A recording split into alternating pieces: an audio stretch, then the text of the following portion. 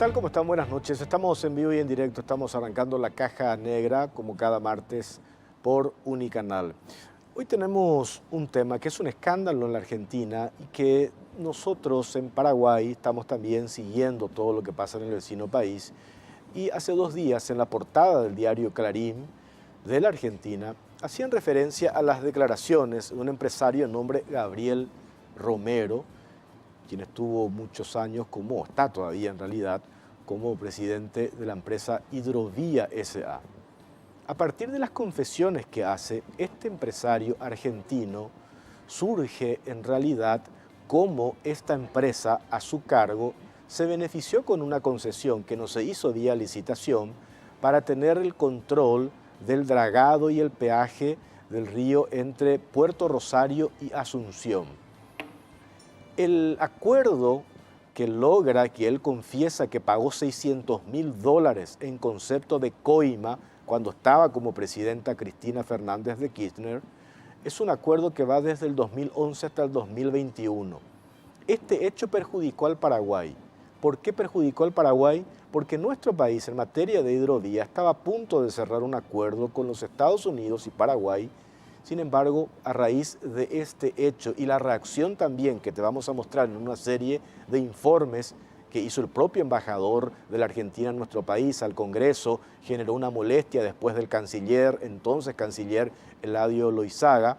Vamos a hablar de todo lo que implica el negocio en la Argentina y la repercusión en Paraguay de la hidrovía. Y está con nosotros Juan Carlos Muñoz, presidente del Centro Armadores Fluviales y Marítimos del Paraguay. Pero antes, para entrar al tema que vamos a tocar esta noche, presentamos este informe.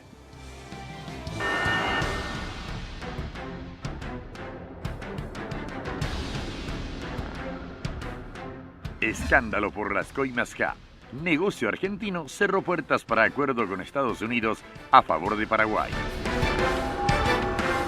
El empresario argentino Gabriel Romero, titular de la Hidrovía Sociedad Anónima, la empresa encargada del drenaje de los ríos y de cobrarles peaje a los barcos que navegan desde Rosario a Paraguay, arrepentido ante la justicia, confesó que pagó $600.000 por un decreto en el año 2011 que firmó la expresidenta Cristina Kirchner y extendió el contrato hasta el año 2021. El multimillonario negocio del dragado y los peajes que se cobran en el tramo fluvial que compartimos con los argentinos truncó la posibilidad de Paraguay de cerrar un acuerdo con Estados Unidos que garantizaba la navegabilidad por las aguas compartidas. La trama secreta de la maniobra es clave no solo para los cuadernos de las coimas, el escándalo que sacude a los argentinos, sino también revela cómo operaba un negocio de cifras multimillonarias que era exclusivo de los argentinos y que impedía a Paraguay lograr acuerdos beneficiosos. El empresario argentino que confesó el pago de la coima al acogerse al régimen del arrepentido, consiguió el negocio del drenaje y el cobro de peajes a todos los buques que entran por el canal Mitre a Rosario y luego siguen hasta Asunción. Con ese decreto, sin licitación como correspondería en estos casos, el gobierno de Cristina Kirchner le otorgó a Hidrovías Sociedad Anónima un tramo de 1.100 kilómetros para ampliar los canales hasta llegar a Asunción y le prorrogó la concesión hasta el año 2021. Con el decreto de Cristina, el Estado le dio a Hidrovía, además, un subsidio total de $112 millones en 3 años para ayudar en la ampliación de la primera etapa de dragado del canal que va desde Santa Fe a Confluencia. Además del peaje que le cobra a los buques por ultramar por transitar por el canal. Se trata de un negocio enorme. Por esa vía pasa alrededor del 80% de las exportaciones agropecuarias argentinas. Según el denunciante, Hidrovía tuvo entre el 2007 y el 2009 una ganancia anual de $120 millones. La confesión del empresario argentino Gabriel Romero revela cómo históricamente el negocio de la hidrovía fue siempre solo para los argentinos. A Paraguay, queja y lobby mediante, le impidieron cerrar un acuerdo beneficioso y que nos liberaría del yugo argentino para garantizar el comercio fluvial y competir internacionalmente. La hidrovía Paraguay-Paraná tiene una extraordinaria importancia económica para nuestro país, por lo que el nuevo gobierno deberá desarrollar un plan para garantizar la navegabilidad durante todo el año.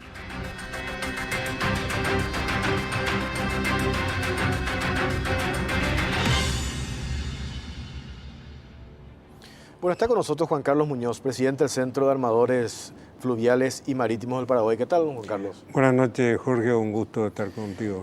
Bueno, esto que saltó es un caso en la Argentina, un escándalo, la confesión que hizo este empresario, Gabriel Romero, $600.000 que él tuvo que pagar en concepto de coima, cuando estaba como presidenta Cristina Fernández. Esto que estábamos relatando, ¿llegó a afectarnos a nosotros en lo que respecta al tema hidrovía, Juan Carlos? Bueno, antes que nada hay que hacer un poco un relato breve pero histórico. Desde que la Argentina empieza con sus planes de dragado y balizamiento desde la zona de Rosario hasta el mar, la primera reacción que nosotros tuvimos en el año 93-94 fue ir directamente a las autoridades argentinas, en ese momento el ministro Cavallo, y logramos algo importante, que era que la afectación del peaje por navegación se iba a hacer a buques solamente de más de 19 pies, con lo cual nosotros como transportistas fluviales salíamos del pago del peaje y pagamos, como pagamos hasta hoy, la tasa de balizamiento. Una tasa de balizamiento que varía, y esto empezó en el año 95, desde Rosario hasta la zona de Buenos Aires, hasta el mar, ¿verdad? Y logramos ese beneficio, que no nos apliquen una tasa de peaje por navegación. En el año 2009 es cuando nosotros advertimos la firma de la ampliación del convenio, y esa firma de la ampliación del convenio nos pone en alerta, porque en primer lugar extendieron el plazo hasta el año 2021, se eliminaron aportes financieros del Estado argentino. Hidrovía decía realizar el acondicionamiento del río en el tramo Santa Fe Confluencia. En los primeros 3 años el gobierno le pagará 37.5 millones de dólares. Luego tiene vía libre para costear las obras con el peaje, si es que el tránsito lo justifica y el gobierno transfiere personas y demás. Pero lo más resaltante aquí era que se extendía la zona de influencia desde el kilómetro 584 del río Paraná hasta el 1238, que es confluencia. Hasta ahí todo bien. Es tramo soberano argentino, pero es un río de tránsito internacional. Pero lo que nos llamó la atención en enero del 2009 es que se incorpora del 1238 confluencia hasta el 1630 en Asunción o Río Pilcomayo. Eso era un problema, porque evidentemente nosotros con eso veíamos que la Argentina estaba avasallando un poco la soberanía paraguaya. Desde el 1238 al 1630 es río de tramo compartido. Que tenemos un acuerdo de diciembre del 69 que obliga a ambas partes a comunicarse cualquier evento con respecto al manejo de esa parte del río. Hicimos los reclamos vía Cancillería. La Cancillería en aquel momento elevó una nota a la Cancillería Argentina, y en junio contestan, y nos contestan, tenemos la copia, ¿no es cierto?, de que cuando el tramo compartido se vaya a viabilizar, ahí habría las consultas del caso. Luego, esto siguió, la empresa hizo el tramo Asunción-Confluencia, no hizo ninguna intervención en el tramo compartido, y en junio del año pasado, esta parte de la obra terminó allá por el 2013, 2014 más o menos. En junio del año pasado fuimos convocados como Centro de Armadores junto a 21 gremios de la Argentina a la Subsecretaría de Puertos y Vía Navegable en la Argentina, en donde Argentina plantea, entre otros, al Centro de Armadores, al final los mayores aportantes de cualquier peaje, de que la empresa Hidrovía había terminado el trabajo entre Confluencia y Santa Fe, que la pretensión era cobrar un peaje de entre 1.6 a 1.8 dólares por tonelada de registro. Eso significaba para la flota paraguaya más o menos entre 27 y 30 millones de dólares más de costos, que evidentemente como prestatario de servicio iba a ser transferido a la carga y por ende a toda la cadena productiva nacional. Nosotros hicimos, esto fue el 5 de junio del 2017, nosotros elevamos una nota al Ministerio de Relaciones Exteriores informando de esto, rechazando cualquier pago de peaje, y también lo hicimos con la Subsecretaría de Puertos y Vías Navegables, que inclusive había presentado una suerte de cuestionario en aquellas reuniones con los gremios argentinos. Hoy la realidad es que nosotros no estamos pagando el dragado entre el tramo de Santa Fe a Confluencia por razones muy simples. Para cobrar un dragado, lo que se necesita o lo primero que se mira es el índice de recurrencia de situaciones difíciles que me soluciona una determinada obra. En este caso, en ese tramo precisamente del 538 al 1230, en realidad las condiciones del río dan para 10 a 12 pies constante el 85% del año. Entonces, no hay ninguna razón Sí. que diga, bueno, yo estoy pagando por algo que hicieron mejor o que me permite tener mejor rotación. Esa es la situación hasta el presente. Nosotros de todas maneras consideramos que la Argentina en algún momento esa pretensión la va a volver a poner sobre la mesa y va a ser el momento en que nosotros otra vez con el apoyo del Ministerio de Relaciones Exteriores tengamos que discutir sobre el tema, porque todas estas cargas que se van sumando con respecto a intervenciones, inspecciones durante la navegación, etcétera, en definitiva suman costos y tiempo que el armador, vuelvo a repetir, como prestatario de servicio al final calcula y nosotros estamos afectando el costo logístico nacional.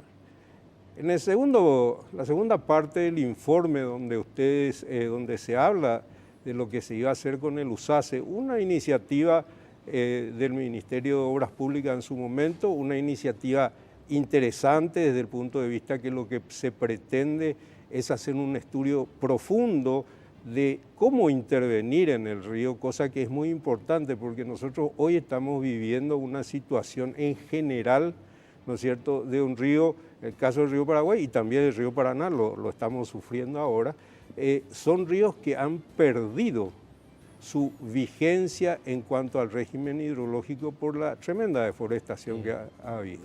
Entonces realmente nos parece que este trabajo con el USACE iba a ser interesante, si bien por el tiempo que tomaba y por las necesidades de crecimiento, nosotros habíamos propuesto hacer una suerte de caminos paralelos, haciendo trabajos que se necesitan sobre todo de Asunción al sur, sin olvidar que de Asunción al norte nosotros tenemos un volumen de carga muy interesante sobre todo el mineral de hierro de Brasil, que significan, no solamente prácticamente llegó a ser el 48% de la carga que se transportaba en el 2013, eso cayó por razones de mercado.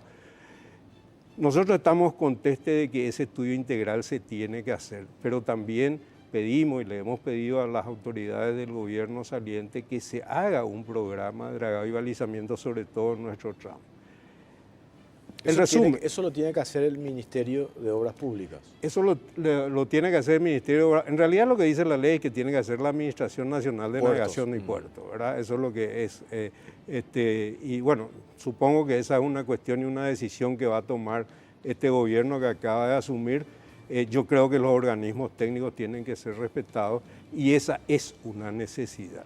Pero también tenemos que ver que el tramo paraguayo, si bien es soberano paraguayo, es un río internacional de tránsito internacional y que nosotros, cualquier costo que sumemos, tenemos la carga brasilera que está haciendo y pensamos que va a incrementar. Nosotros movimos el año pasado 21.7 millones de toneladas en todo el sistema, eso lo corroboramos con los argentinos, estamos exactamente iguales en eso. Hay una posibilidad de incremento de aquí a los próximos 12 años, para el 2030, que habla que vamos a triplicar esto. Más del 21%. O sea, de las 21 millones de toneladas vamos a llegar a 56 millones de toneladas en el 2030. Entonces, eso significa que nosotros tenemos no solamente que hacer un manejo técnico respecto al dragado, al balizamiento, a las obras de ingeniería, sino tenemos que poner un paraguas jurídico en toda la región que nos permita realmente que los objetivos del Tratado de Hidrovía de 1992 se cumplan a cabalidad. Sobre todo que las reglas sean claras, en el sentido, porque usted dice, no descartamos de que nuevamente la Argentina plantee lo mismo que ya había planteado y que va a significar otra vez todo un movimiento por parte de ustedes, notas remitidas a Cancillería, etcétera, etcétera, ¿no? Sí, digamos, yo diría que es normal que alguien que hace una obra, si lo medimos comparativamente con una ruta y que hay que pagar peaje, bueno, está bien. Ahora, nosotros lo que insistimos es, en primer lugar, de que esto se tiene que hacer de manera consensuada. En segundo lugar, tiene que fijarse la tarifa, que se fije si es que se va a fijar una tarifa, en función al beneficio que realmente estamos percibiendo. Y como digo, en ese tramo argentino, el índice de recurrencia es de apenas el 12-15% anual, así que no me hace falta a mí tener un río dragado de esta manera. Yo creo sinceramente, y hemos tenido oportunidad de hablar de manera general con el nuevo ministro de Relaciones Exteriores de varios temas, hemos puesto esto sobre la mesa, sobre todo porque entendemos que nuestra actividad es una actividad transversal a la economía nacional. Casi el 90% de nuestro comercio de ultramar se mueve por la hidrovía. Las exportaciones paraguayas todas se hacen por la hidrovía o prácticamente todas. ¿Sí? Entonces, tenemos que ser muy cuidadosos y muy serios, porque esto no es beneficiar a un sector que presta un servicio. Esto es poner sobre la mesa, no solamente las exportaciones paraguayas, sino la real exportación de servicios que nuestro sector está haciendo desde el año 2000 en adelante. Tenemos preparado otro material que tiene que ver con un acuerdo truncado con Estados Unidos y después nos puede explicar de qué se trata. Tenemos este material.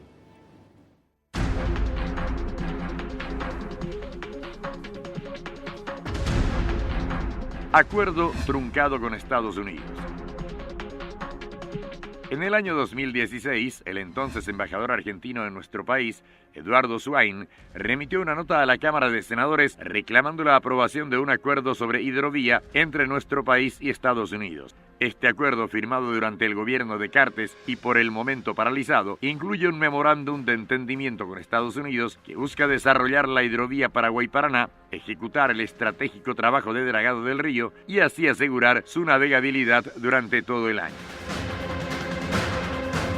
La inversión que contemplaba el hasta ahora congelado proyecto de consultoría es de $16.500.000 que serán desembolsados por el Ministerio de Obras Públicas y Comunicaciones y la Administración Nacional de Navegación y Puertos. Esto motivó la nota del embajador argentino Eduardo Swain, quien reclamó que no se le dio participación a su país, siendo que abarca un tramo fluvial compartido entre ambos estados. La queja del embajador argentino, dirigida directamente al Senado paraguayo, motivó el enojo del canciller Eladio Loizaga, quien consideró que el diplomático se debió dirigir a la Cancillería de nuestro país.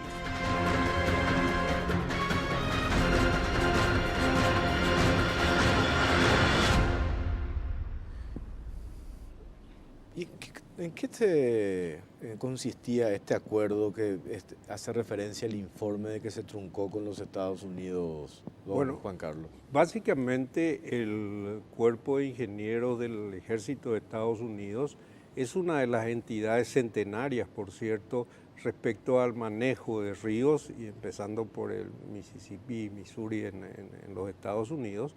Y lo que se pretendía con este acuerdo es un estudio acabado de las obras a realizar, las obras de dragado, mantenimiento, pero sobre todo también de preservación ambiental. Como dije antes, es un acuerdo que nosotros consideramos muy interesante desde el punto de vista de que se haga un trabajo en serio, no sacar solamente, hacer un trabajo de dragado de acuerdo a lo que muestra una regla simple, sino pensar un poquito más adelante. Nosotros apoyamos esta iniciativa, aunque, vuelvo a repetir, pedimos un trabajo paralelo sobre las obras que eran más urgentes. La verdad que a nosotros nos sorprendió también en aquel momento la participación del entonces embajador argentino en Paraguay.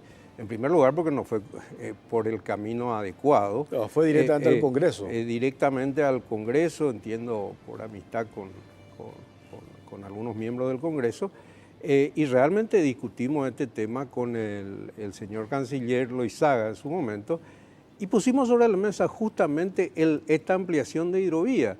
Resulta que la Argentina, en el 2010, por el decreto número 113-2010, le da la ampliación y se arroga el derecho de darle la ampliación hasta Asunción, desde 1238 a 1630. Que entre paréntesis, ahí sobre el punto, don Juan Carlos, es que nos enteramos el trasfondo que revela este empresario con toda la historia de las coimas K, a partir de su confesión, digo, ¿verdad? Nos enteramos por qué, en teoría, la posición de los argentinos en relación a este tema, ¿verdad? Claro, pero estaba avasallando, o sea, resulta que acá nos reclaman porque hicimos, o sea, se pretende hacer un acuerdo y un estudio acabado de cómo hacer, porque en realidad el USACE ni siquiera iba a hacer el trabajo de dragado, eso se iba a licitar después y demás. Se habló inclusive de que no iban a permitir el ingreso de barcos ni tropas estadounidenses, una cosa que no tenía ni pie ni cabeza. Realmente a mí me llamó mucho la atención, nos llamó mucho la atención esto, y yo creo sinceramente de que nosotros hace mucho tiempo tenemos una relación con la República Argentina que ha sufrido muchos vaivenes. En este momento puedo decir con mucha responsabilidad que estamos bastante mejor. El diálogo con esta administración argentina es muy bueno, perdón. Yo creo que podemos realmente ir consolidando aquello de la cooperación y no la confrontación. Porque como decía antes, si nosotros pensamos que hoy manejamos un volumen de carga que maneja la flota paraguaya, puede crecer 3 veces.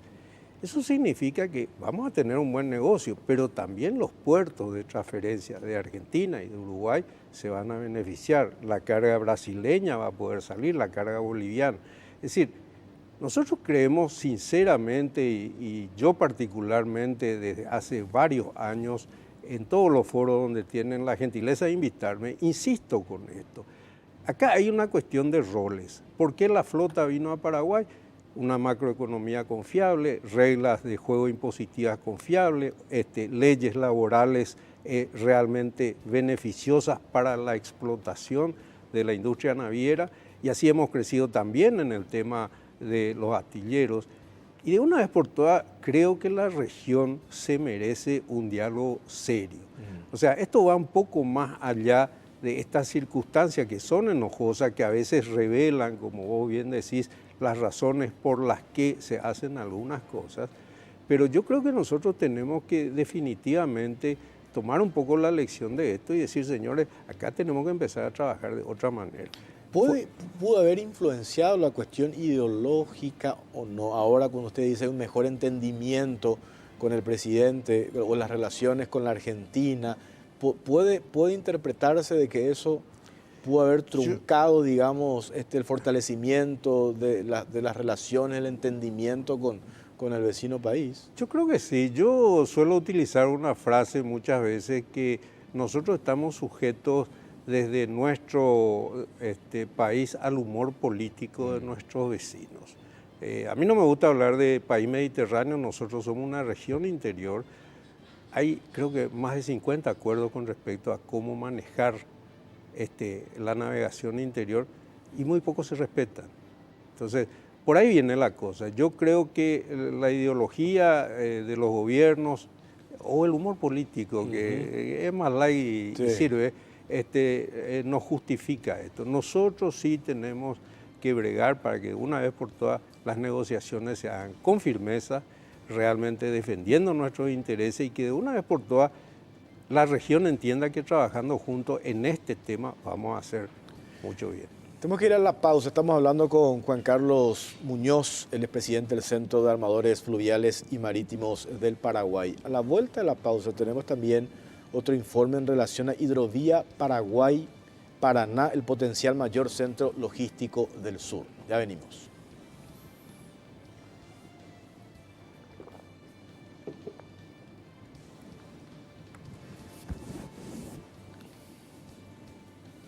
Qué interesante que es.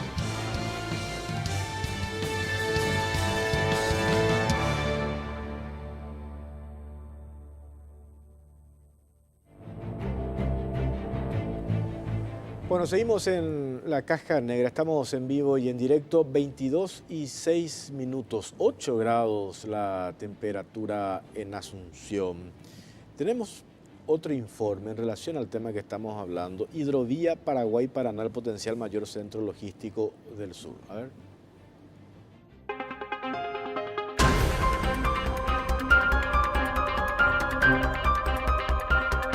Hidrovía Paraguay-Paraná, el potencial mayor centro logístico del sur.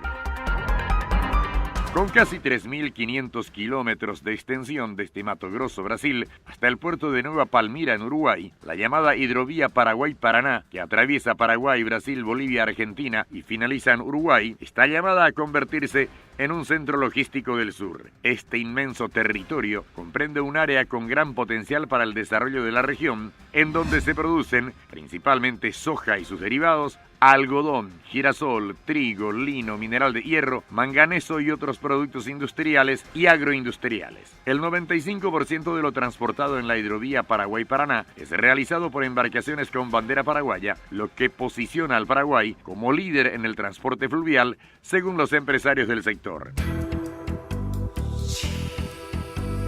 La flota paraguaya es operada por 46 empresas internacionales y 7 nacionales. Está compuesta por unas 3.000 barcazas y 200 empujadores que transfieren la carga a puertos de Uruguay y Argentina para su traslado hacia los lugares de destino en Europa, Asia y Estados Unidos. Los países han hecho inversiones en sus respectivas áreas de la hidrovía, pero no ha existido un plan integral de inversiones que los involucre a todos. La falta de voluntad política común ha sido un obstáculo que ojalá pueda ser sorteado en el futuro inmediato.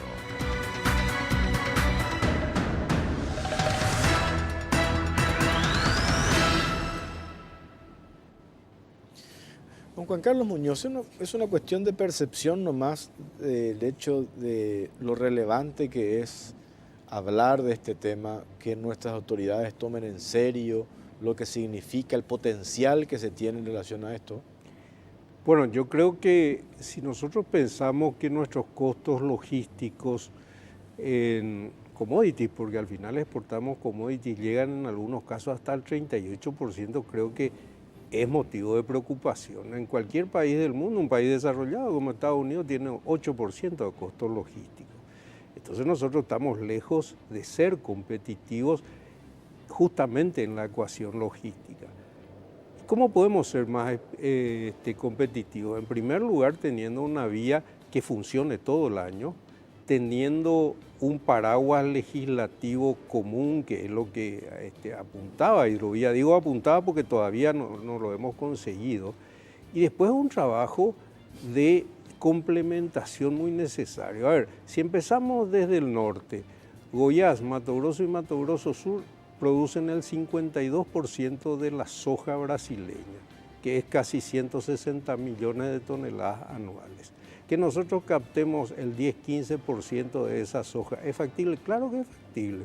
Nosotros hicimos estudios que muestran que mover carga de Mato Grosso Sur hasta la zona de Nueva Palmira es casi un 30% más barato que hacerlo por camiones a la zona de Santos.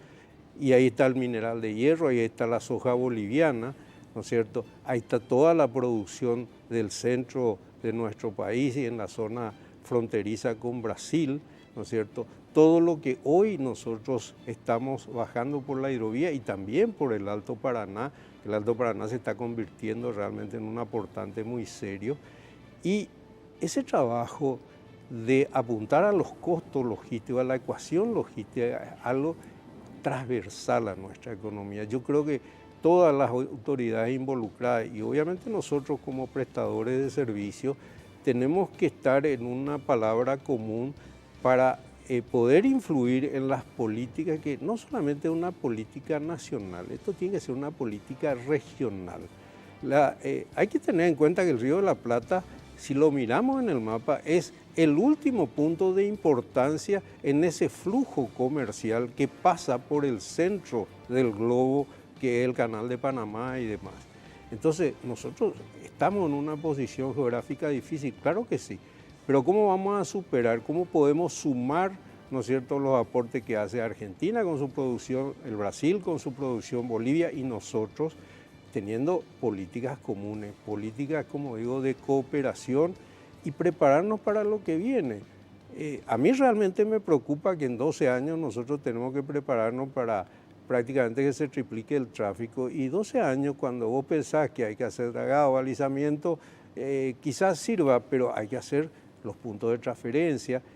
Y lo que dice también el informe, que es un centro estratégico para la logística, se da no solamente por el río, sino se da también por esa salida al Pacífico, que hoy es una salida mucho más interesante y con costos logísticos que han bajado ostensiblemente a partir de la ampliación del Canal de Panamá, y con tiempos de tránsito hacia nuestros principales proveedores de Oriente, China y Singapur, etcétera, ¿no es cierto?, que no hay que dejar de ver. Es decir, este es un trabajo integral que yo creo que las políticas públicas, los prestadores de servicios y la sociedad en general se tiene que involucrar. Nosotros podemos ser, y hemos demostrado ya, que somos muy eficientes en la prestación de servicios logísticos, y más lo vamos a hacer si es que realmente tenemos este espíritu de complementación. ¿Cómo llegamos nosotros a posicionarnos por una cuestión de trabajo, de empeño, ustedes en el centro de armadores? Hoy estamos muy bien posicionados en este rubro. Acá fue fundamental realmente consolidar el proceso macroeconómico, que realmente es una muy buena noticia para este país. El régimen impositivo ha dado lugar a que a la hora de decidir las inversiones, acá empezó todo el tema a finales de los 90, 95 al 2000, en donde nosotros éramos 20 empresas, hoy somos 46 empresas. Y esas inversiones extranjeras que llegaron para quedarse, ¿no es cierto?, lo hicieron por ese ambiente, es decir, una política macroeconómica, una tasa impositiva predecible y beneficiosa, y una política laboral también importante, a la que le sumamos algo que fue fundamental, que es la capacitación. Ahí nosotros trabajamos muy bien con la Armada y lo seguimos haciendo en capacitar a nuestros marinos.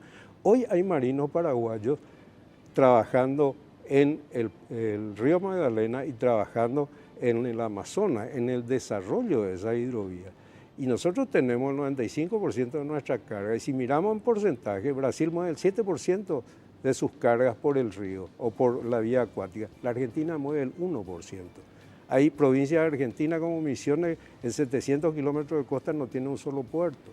Entonces, hay que mejorar todo eso, hay que sumar, hay que ayudar. Nosotros estamos trabajando, se firmó un acuerdo con Colombia por el desarrollo del Magdalena, donde estamos trabajando con el gobierno, empresas paraguayas que están invirtiendo en la zona de Amazonas.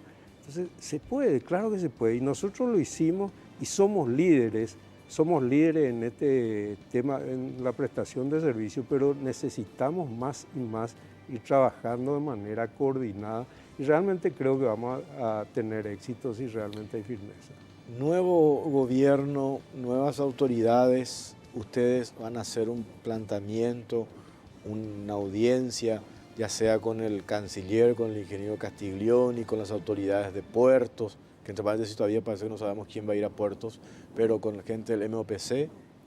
Sí, son las áreas. El ingeniero Castiglioni tuvo la gentileza ya de invitarnos, le hemos preparado una serie de puntos que consideramos fundamentales, desde el fortalecimiento institucional, a todo el listado de temas a veces muy puntuales, y la verdad que estamos muy esperanzados porque particularmente he tenido 2 reuniones con él, y en la segunda reunión ya me dijo vamos a implementar un fortalecimiento del área. El otro tema es el Ministerio de Obras Públicas. Nosotros habíamos planteado al principio del gobierno anterior un Ministerio de Transporte. Creemos que puede ser una de las vías de fortalecer la presencia o tener realmente un viceministerio de transporte como existe hoy en Obras Públicas, que no se ocupe solamente del pasaje. Acá el transporte, señores, evidentemente hay una serie de problemas domésticos que hay que encarar y que caben a ese viceministerio. Pero hoy estamos concentrados en el tema. Pero, un viceministerio de Transporte tiene que ser la presencia activa de Paraguay. ¿A través de qué? A través de la Dirección General de Marina Mercante, que es la autoridad, digamos, que cuida del régimen legal, la Administración de Puerto, que está en la parte técnica, y un trabajo muy coordinado con la Prefectura General Naval, que evidentemente como policía fluvial cumple un rol importantísimo en el desarrollo de todo esto. Nosotros insistimos, hemos tenido muy buena complementación en todas las áreas, sobre todo, como dije, con la Armada. Ya tenemos nuestro acuerdo desde el 2007 para capacitar tripulantes con el Ministerio. Nosotros somos parte de la Comisión Nacional de Hidrovías desde el año 92 en el gobierno de Guasmos y conseguimos estar en esa Comisión Nacional y se trabaja, yo creo que en la complementación bastante bien. Lo que nosotros tenemos que hacer es fortalecer a nuestros negociadores con insumos técnicos y con insumos fácticos para que a la hora de la negociación la bandera paraguaya, que nos costó mucho conseguir, sea realmente la bandera de referencia en esta región. Don Juan Carlos Muñoz, gracias por estos datos, por su tiempo, muy amable. Muchas gracias, Jorge, y cuando guste estaremos por acá visitándote. Muy bien, muchas gracias. A la vuelta de la pausa vamos a hablar con la periodista Mercedes Olivera, que se tomó el tiempo de leer, desmenuzar este cuestionado, polémico proyecto de ley que crea el Ministerio de Comunicaciones y Tecnología, el superministerio, y también cuál es la posición que tienen algunos gremios quienes cuestionan el hecho, por ejemplo, de que la CONATEL esté bajo el dominio de este superministerio. Vamos a hablar sobre este tema, vamos a desmenuzar cuáles son los puntos que se consideran poco claros en el proyecto de ley, que entre paréntesis, hoy en declaraciones el diputado colorado Walter Hams sostuvo que tiene la sospecha de que este proyecto se quiere aprobar entre gallos y medianoche, incluso esta semana. ¿Por qué? Porque se le quiere dar la titularidad de este ministerio a quien hoy está como ministro de la SICOM, que es Alejandro Peralta Bierzi. A la vuelta de la pausa hablamos sobre este tema. Ya venimos.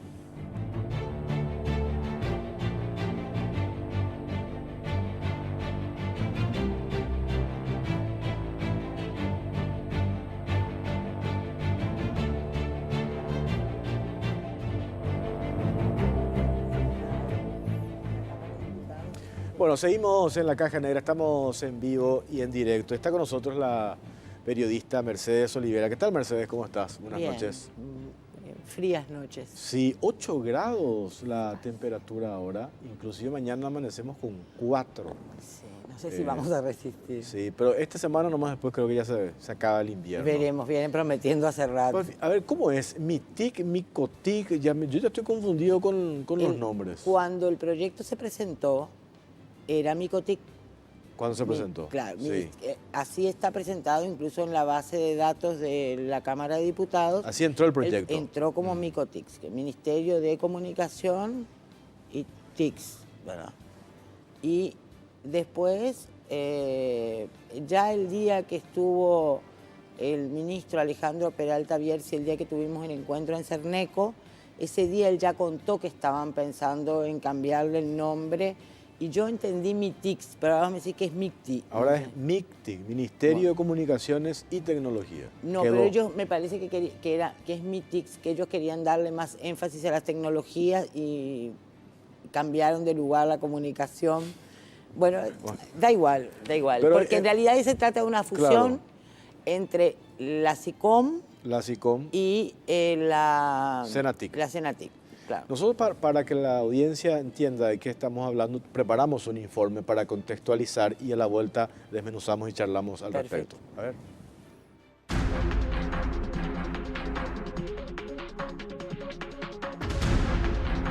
Micotic objetan proyecto y critican que fondos universales pasen a manos del superministro de Marino.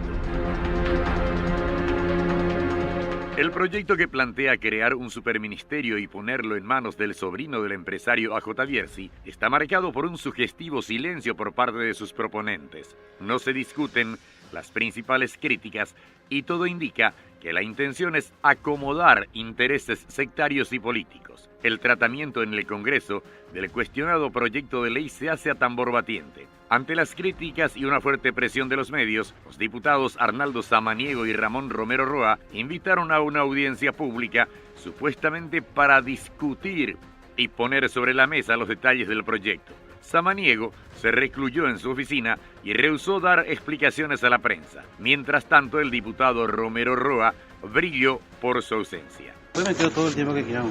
Pero te buscamos muchísimo y no te podemos encontrar. No, estamos trabajando.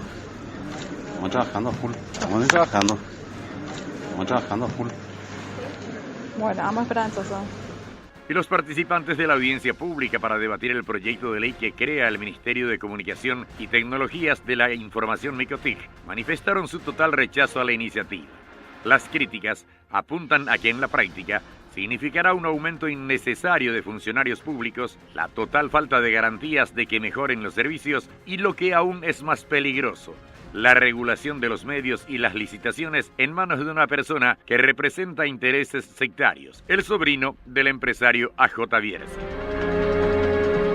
El documento que plantea unificar en una sola institución la SICON y la Secretaría Nacional de Tecnologías de la Información, Senatix, además de manejar los recursos de Conatel y Copaco, adolece de críticas que rayan la ilegalidad, puntos que no han sido suficientemente explicados por los proyectistas. Como claramente se manifestó en la audiencia pública, no queda claro cuál será el beneficio de este proyecto. ¿Será como cambiar 6 por media docena?, dijo Juan Carlos Cáceres, presidente de la Cámara Paraguaya de Emisoras de Radio y Televisión. Fondos universales en manos de Bierzi, un botín apetitoso. De acuerdo al proyecto de ley, el superministro Alejandro Peralta Bierzi podrá disponer del 50% de los recursos que actualmente recauda Conatel en concepto de fondos universales. En los últimos años, este fondo fue destinado a dotar de cobertura y conectividad distintos puntos del interior del país, fortalecer servicios de telemedicina e incluso mejorar servicios del sistema 911. Los fondos universales se obtienen mediante la recaudación de las tasas de explotación comercial de las telecomunicaciones. La Conatel recibe el 1% del ingreso bruto de los operadores. De dicho monto, se destina el 20% a los fondos universales, de los cuales el 50% se entrega a Senatix y el otro 50% a los proyectos que encara la Conatel y que tienen como propósito llevar conectividad a los lugares más recónditos del país. El rol de los fondos de servicios universales está muy bien definido en la ley que lo creó. Debe servir para subsidiar servicios públicos de telecomunicaciones, sea para mejorar la calidad o llegar a lugares donde normalmente no llegan, permitiendo invertir en donde la viabilidad económica no justifica la inversión enteramente privada. El uso y la regulación de estos fondos no debe convertirse en un botín apetitoso al servicio del administrador de turno.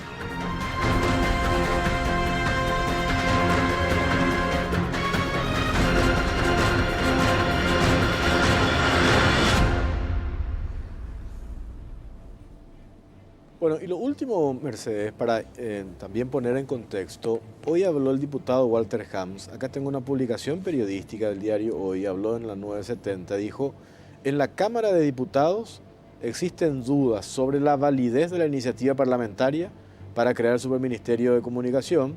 Después dice Walter Hams, indicó que es preocupante que se quiera concentrar en un solo ente todas las comunicaciones del país, a esto se suma que será juez y parte, atentando contra la transparencia, el manejo de las telecomunicaciones.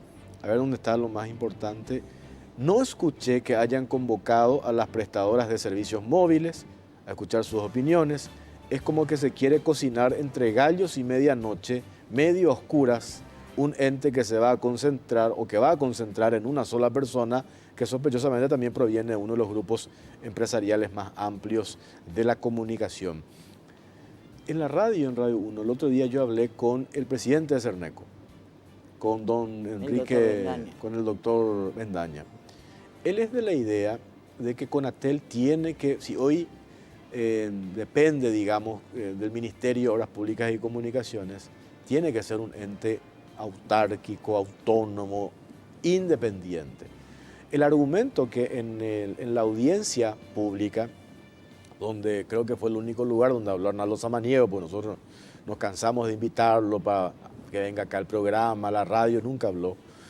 El argumento que ellos utilizan es que como el presidente de la República tiene que reunirse con sus ministros, hay como que con ministerios, viceministerios, secretarías, más de 100. Entonces tiene que hacer una especie de asamblea.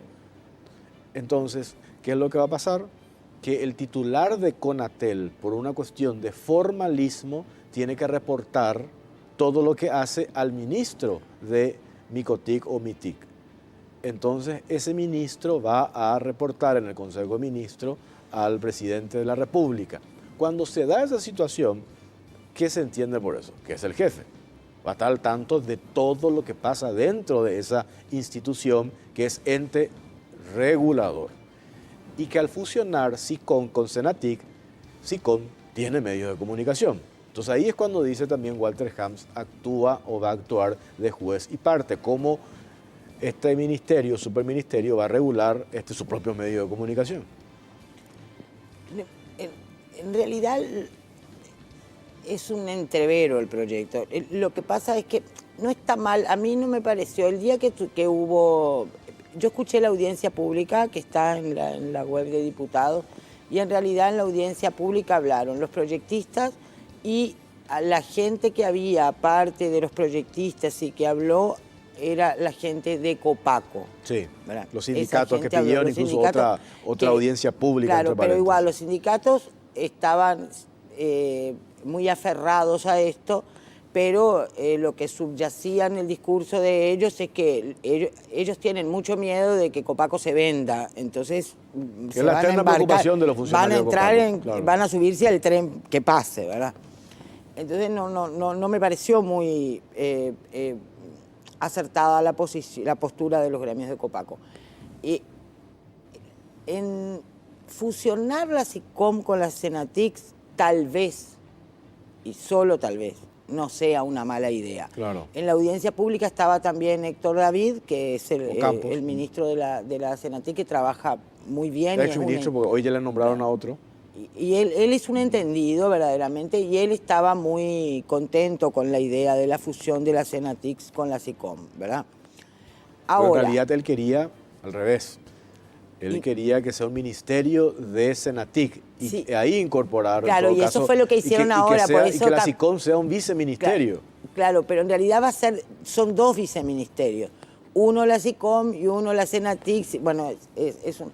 Pero bueno, hasta ahí ponele que esto pueda funcionar, ¿verdad?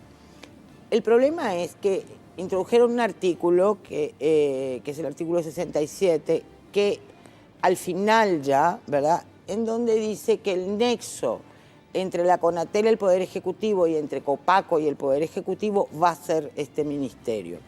Y la verdad es que, como decías, la Conatel no puede tener un nexo con el Poder Ejecutivo. Es cierto que en la Ley 642 del 95, el artículo 6, que es el que establece la naturaleza de la Conatel, dice que el nexo de la Conatel con el Poder Ejecutivo será el Ministerio de Obras Públicas. Pero eso en la práctica no se me ocurrió nunca. Yo nunca me acuerdo que el Ministerio de Obras Públicas haya ni siquiera opinado sobre la Conatel, ¿verdad? Y de hecho, el presidente de la Conatel es tan poderoso como un ministro o más, porque maneja los fondos universales, que es mucho dinero porque son todos los aranceles de todas las licencias y además distribuye... No, y después todas las licitaciones licita las licencias, del espectro radioeléctrico. El poder que tiene el presidente de la Conatel, el directorio y el presidente de la Conatel es muy grande, lo que pasa es que muchos no lo descubrieron todavía, ¿verdad? Ahora, no puede tener un nexo con el Poder Ejecutivo, porque para empezar el presidente de la CONATEL y el resto del directorio son directamente nombrados por el presidente de la República. O sea que ¿para qué quieren un nexo? Y después porque siendo un ente regulador, justito su nexo no puede ser uno de sus regulados. Claro. Porque como la SICOM tiene Paraguay TV HD y las 4 radios, tienen medios de comunicación que son regulados también por la CONATEL. Entonces, ¿cómo uno de sus regulados va a estar, porque por más que digan que solo será el nexo, sí va a estar en una posición de superioridad? Y después está el tema de Copaco, que otra vez es extraño, porque Copaco es un jugador del mercado. A través de Vox. Claro, a través de Vox y también a través de la telefonía Claro. fija, porque aunque sea el único, es telefonía. ¿Qué pasa? Copaco es un jugador del mercado de la telefonía. O sea, aunque sea una sociedad anónima propiedad del Estado, es un jugador. ¿Cómo va a tener un nexo con el Ejecutivo que sea otra vez un ministerio? No, es innecesario y además yo creo que también pasa mucho porque como el tema de Copaco es que cada vez que aletea la idea de la venta de Copaco hay desastre, ¿verdad? Por la fuerza que tienen los sindicatos. Y bueno, y no sé, porque ellos dicen que tienen una gran empresa sumamente eficiente. Claro, solo que no se invierte. Sí, no sé, porque yo no conozco a nadie. ¿En tu agenda hay alguien que tenga Vox? No. No. Bueno, entonces no sé. Mi línea baja, yo hace años que no suena, es decir, no la atiendo porque solo me llaman los de la Legión de la Buena Voluntad para pedir donaciones, nadie más me llama a la línea baja. Entonces, ¿qué quiere decir? Que no es un servicio en este momento necesitado, ni requerido, ni competitivo, ¿verdad? Y bueno, y no sé, ya que eso, ya vean cómo compiten con las telefónicas privadas. Pero la CONATEL no puede tener un nexo con el Ejecutivo porque es un ente regulador. Pero eso, entre paréntesis, y esta es una cuestión subjetiva. Quien va a estar al frente de este superministerio o de este Ministerio de Comunicación y Tecnologías, si bien al incorporar SICOM, que SICOM tiene medios de comunicación y el de CONATEL lo tiene que reportar a él, hay un conflicto de interés, convengamos que también lo otro es que quien está al frente de la SICOM y que va a estar al frente de este superministerio estuvo casi 20 años vinculado, tiene el apellido de un empresario muy poderoso que maneja medios de comunicación. Claro, entonces, ahí también tenés como que acceso a información privilegiada, todo lo que tiene que ver con licitaciones, todo lo que tiene que ver también con controles. ¿Qué pasa, por ejemplo, cuando CONATEL quiere hacer un reclamo a uno de esos medios vinculados al tío del ministro? Bueno, entonces, o sea, también una cuestión subjetiva. Ahí, allí. Jorge, yo discrepo un poco, porque yo creo que, o sea, sí hay personas que piensan que esto se hace para darle más poder a Alejandro Peralta Bierzi. La verdad que si le hubieran querido dar poder, lo hubieran hecho presidente de la CONATEL y ya estaba, no era necesario hacer todo este mamarracho, ¿verdad? Si realmente le hubieran querido dar poder, lo nombraban presidente de la CONATEL, que es el cargo más importante del sector, ¿verdad? Yo no lo veo tan así, porque de todas formas, a lo largo de todos los periodos de gobierno, no ha sido tampoco tan prolijo el manejo de la CONATEL.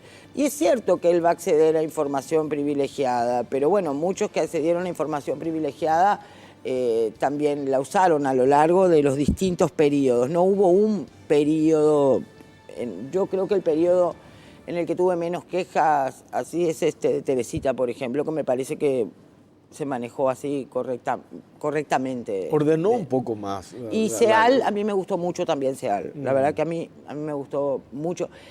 Evolucionó mucho en la época de SEAL el enfoque de la CONATEL, ¿verdad? Que fue en la época de Lugo, entre paréntesis nomás. Sí, a mí me gustó la gestión, a mí realmente me gustó mucho la gestión de SEAL. Porque era muy difícil, era un momento muy difícil, un momento de transición, un momento que venía gente con distintas ideas, ¿verdad? Y después, el hecho de no haber podido hacer, vos fíjate que cuando empezó el periodo de Cartes estaba Eduardo González como presidente de la CONATEL. Eduardo González pero se publicó en la web de Conatel, mandó notas cuando el alquiler de Re Guaraní, y ¿viste algún cambio? No. No. O sea, y no era Alejandro Peralta Bierzi, el mandamás ahí era Eduardo González y era el periodo de Carter. Y la verdad es que Eduardo González mandó notificaciones, mandó nota, habló, dijo que no se podía alquilar un canal y la respuesta fue que el canal no estaba alquilado, que estaba alquilada la operación comercial, no sé, una cosa así. Bueno, entonces no sé si hay algo que vaya a empeorar desde ese punto de vista por la presencia de Alejandro Peralta Bierzi. O sea, no veo cómo eso... De hecho, hay una reglamentación de la Conatel, que es la reglamentación 133. La Conatel tiene su propia reglamentación de defensa de la competencia, que es la reglamentación 133 del 98, ¿verdad? Esa reglamentación establece todas las formas de competencia lícitas y todo lo que está penalizado, tanto en el mercado de la televisión y la radio como el de las telefónicas. Nadie ha usado esa reglamentación y yo te puedo decir que si vos te pones a leer la reglamentación, no es un canal que la ha violado, casi todos. Tengo que hacer una pausa. A la vuelta vamos a escuchar 2 minutos lo que intentó explicar Arnaldo Samaniego. La única vez me parece que habló después de la audiencia pública. Ahí nosotros con nuestra gente de producción logró rescatar una opinión. Vamos a ver qué dice Arnaldo y vamos a opinar después. Vamos a opinar, sí. A la vuelta a la pausa, ya venimos.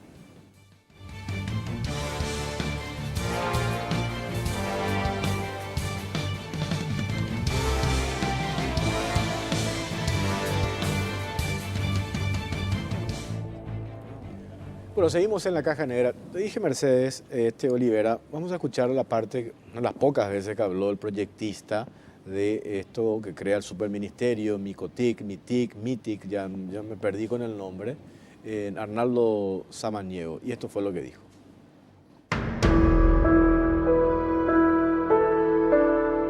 Más que satisfecho, realmente esta audiencia fue muy enriquecedora, desde el momento en que los aportes surgieron de sectores específicos en el área que tocamos hoy, ¿verdad?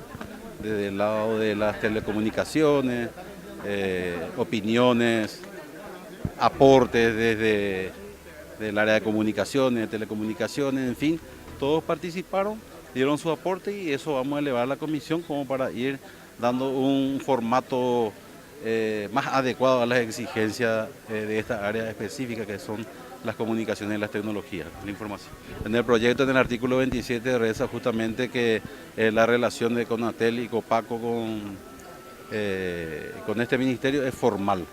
Es formal, no genera dependencia. Es más, este ministerio pretende, el proyecto que crea este ministerio pretende que este a su vez sea el nexo entre el Ejecutivo y las instituciones. La empresa, cuyo accionista, único accionista del Estado, Copaco, y la Conatel, que seguirá siendo ente regulador, que ambos tengan como enlace al Ministerio de Tecnología y Comunicaciones. No genera ningún grado de dependencia, sino una suerte de coordinación sería.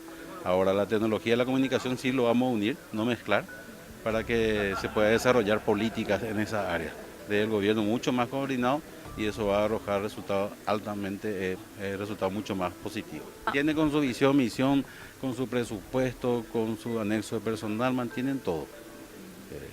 El de tecnología estaría en el viceministerio de tecnología y el viceministerio de comunicación que atendería el área. Viceministerios. Sí, lo que hoy funcionan como ministerios, secretarías con rango de ministerio, pasarían a ser viceministerios.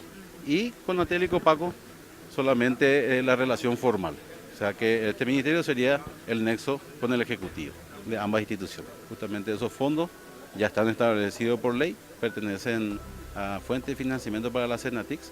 Y bueno, tratar de hacer cumplir y dinamizar eso.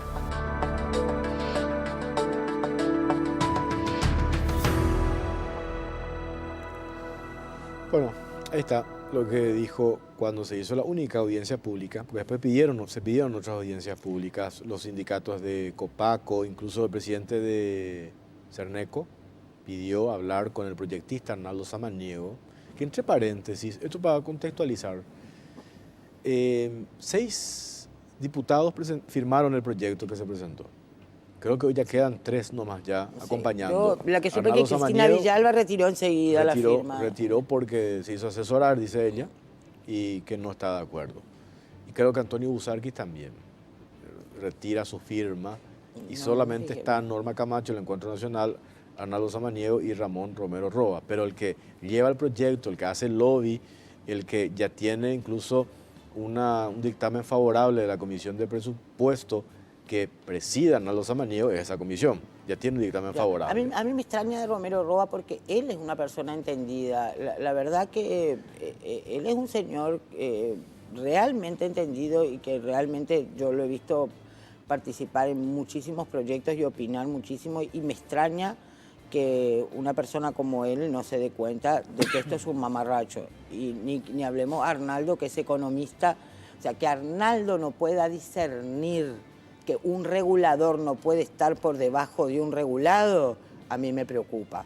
Que Arnaldo no pueda darse cuenta de que Copaco no puede estar en esa posición, no sé, del brazo del regulador y por debajo de un regulador. O sea, a mí me llama mucho la atención que Arnaldo haya defendido tanto esto, y además lo hicieron en base a la eficiencia, porque ellos hablaban, vamos a ser más eficientes.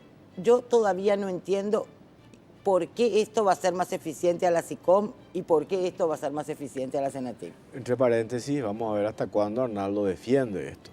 Porque ahí abro un paréntesis. ¿Será a morir porque si él es el proyectista? Claro, pues abro el paréntesis que esta mañana me pasaban esta información.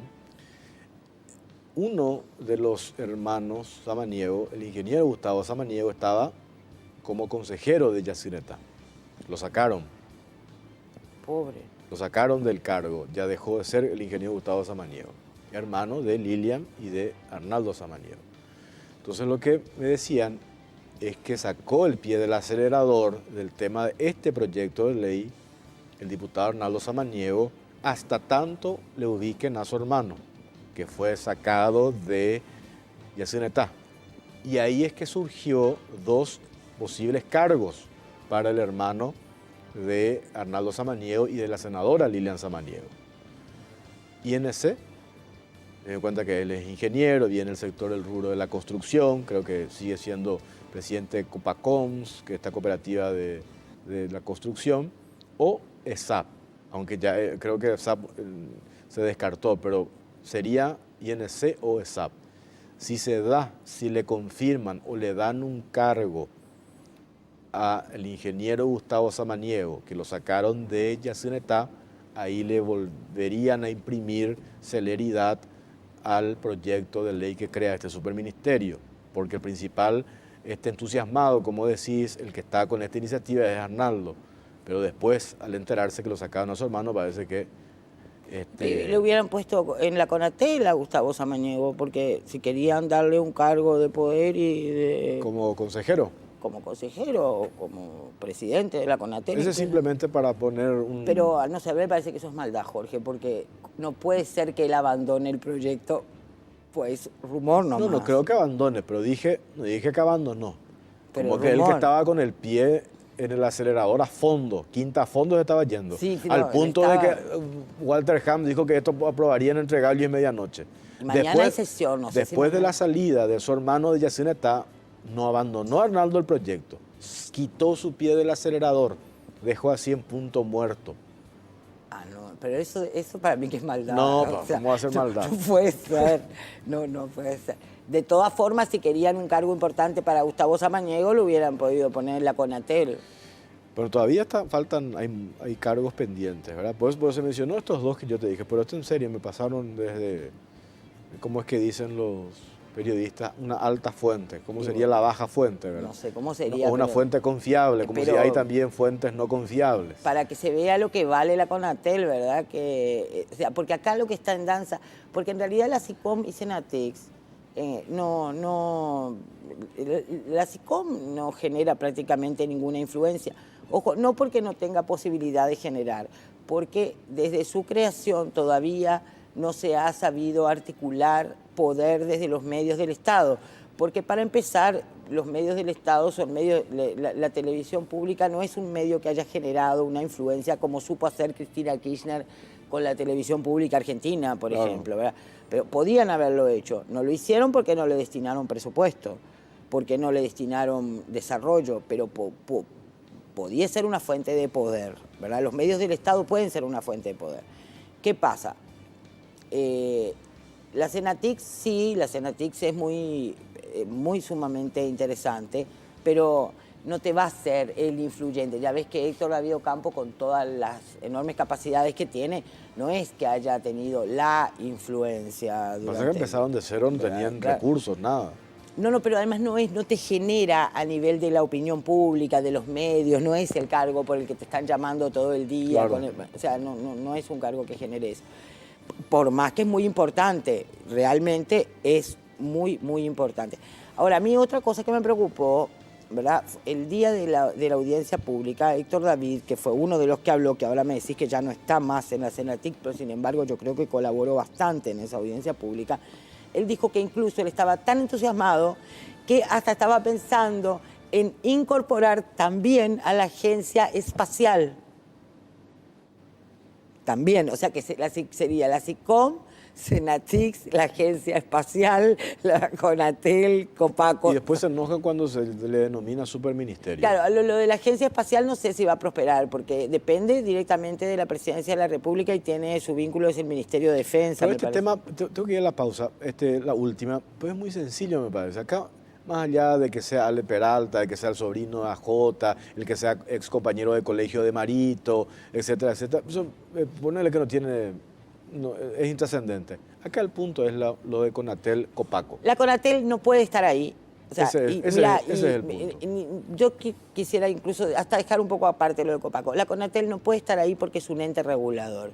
Y ninguna persona que sepa lo que es un mercado y sepa lo que es un regulador, y por eso me extraña, porque Arnaldo, siendo economista, esto lo debería saber, vos no podés poner un ente regulador por debajo de uno de sus regulados. O sea, ese es un mamarracho. Tengo que hacer la pausa. A la vuelta seguimos hablando con Mercedes Olivera sobre este tema. Ya venimos.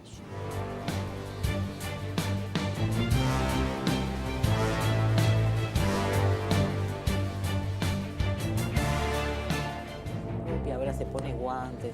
Sí. Bueno, ya nos estamos prácticamente retirando, Mercedes. Tenemos un minuto para redondear este tema.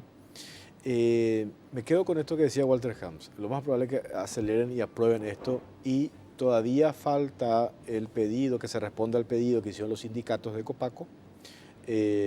Yo no sé si el presidente de Cerneco pidió, el doctor Bendaña dijo que iba a haber una reunión con los proyectistas, y el doctor Bendaña, así como te dijo a vos en la radio, después que tuvimos esa reunión con Alejandro Peralta Bierzi en Cerneco, el doctor Bendaña tomó como posición de Cerneco esto de que la Conatel no puede estar en ese lugar. Y después, incluso de que él habló en tu programa, estuvimos hablando por teléfono, y realmente nosotros estamos de acuerdo en que la Conatel tiene que mantenerse independiente. La Conatel tiene que ser independiente y tiene que trabajar como ente regulador y, si es posible, mejorar su rol. Lo que tenemos que hacer es ayudar a la Conatel a mejorar su rol como ente regulador, que cada vez cumpla mejor su rol como regulador. O sea, eso es lo que hay que hacer. Y también necesitamos gente con solvencia en la Conatel, ¿verdad? Gente que sea capaz de dirigir los destinos de la Conatel hacia eso, hacia ser un ente regulador eficiente. Al que lo nombraron yo lo conozco, el abogado Hugo Betich. Es una persona muy seria, una muy buena gente también de paso. No es porque yo lo conozca, y me parece que puede imprimirle, puede darle otro rostro a Conatel, aprovechar. Si es un experto en regulación, puede ser, así como hay economistas expertos en regulación, hay abogados expertos. Seal, por ejemplo, era abogado, y a mí me gustó mucho su gestión. Depende de cuál sea su enfoque. No necesitamos nada más que sean buenos, necesitamos que sean eficientes también, además de ser buenas personas, ¿verdad? Y si pone su énfasis en la parte reguladora, ¿verdad? Viste que cada uno tiene, por ejemplo, Teresita como es ingeniera, ella ponía más énfasis en el tema tecnológico. Bueno, si ahora se pone el énfasis en la parte reguladora, entonces tal vez pueda crecer la Conatel. Bueno, gracias Mercedes por acompañarnos. Gracias a vos por invitarme. Bueno, nos vamos, nos reencontramos el próximo martes en la Caja Negra, nos en modo Unicanal. Enseguida viene Oscar Lovera, hace Escena del Crimen. Buenas noches.